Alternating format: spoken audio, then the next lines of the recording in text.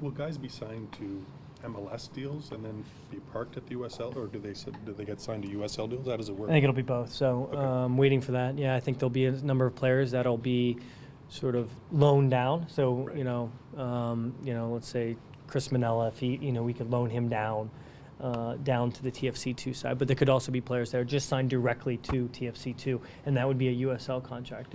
Mm-hmm. And then the question of whether or not those players, how they would go up, that's still to be determined. Tim, you've got two expansion teams, as you know, in your conference this year. How competitive do you think those teams will be from the get-go?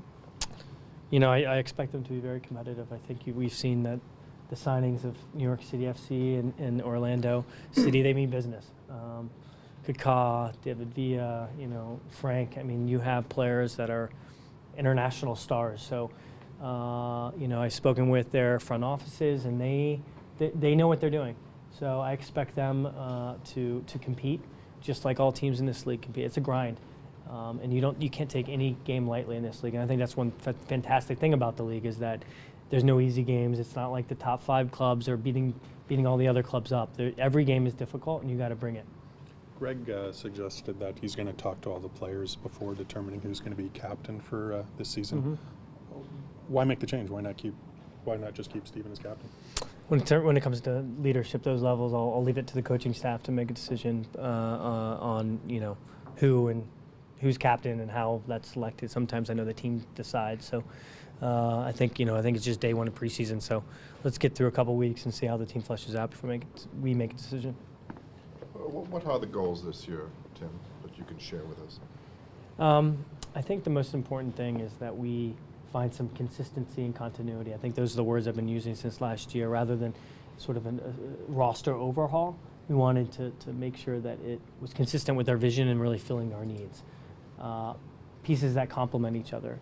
Going into game knowing what we're about and who we are so that we're not letting other teams dictate things upon us. I think those are some of the key words that we're using this year and letting sort of drive our decision making. And playoffs would be? In terms of specific goals, obviously playoffs. Fans have waited long enough, and this year that's obviously our primary target.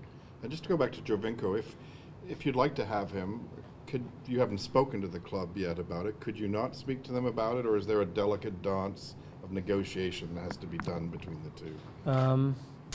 There's not a delicate dance. It's really simple. It's probably be a phone call, a couple conversations. You maybe would go meet. But I think as of right now, he's a player for them. He's still playing for them. They're in a position where they need top players. So until that takes place, I think that we're going to shoot for July. But again, we'd keep an open mind. What has the reaction been like now that it's been about a week since you guys have announced the Giovinco signing?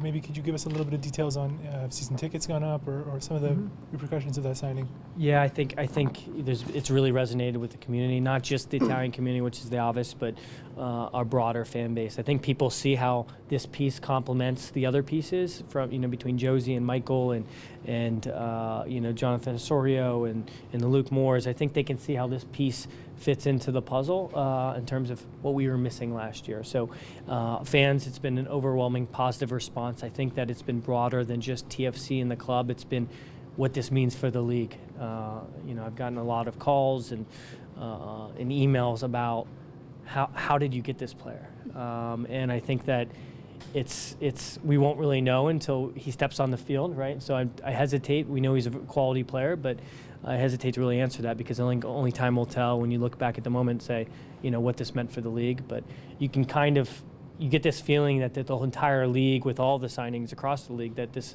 is sort of a defining moment because there's been so many exciting players coming in and interested now compared to maybe 2 years ago. Do you get the sense, I don't want to speak for the entire fan base, but I think the general feeling is that with your second year at the helm now, that you specifically, you're firmly on the clock now. Do you know what I mean? Do you get that sense? I assume that my feeling is you're always on the clock, right? You have to operate on a daily basis like today's your last day, because I think that it's a fast-moving industry, and you have to appreciate your job. Being in this position, it's a difficult one, but it's exciting and it's fun and it's challenging, and I take every day like it's my last. So I don't really think about it in terms of I'm on the clock versus not on the clock. You know, I think that what people have seen from our club is that we're taking a long-term approach on things. So that takes time, right, to see the fruits of our labor, especially at the academy level. So I work like it's my last day every day. But surely you must have given some thought as to the end of the year that, God forbid, a playoff bid doesn't come about. You might, given what the fallout might be.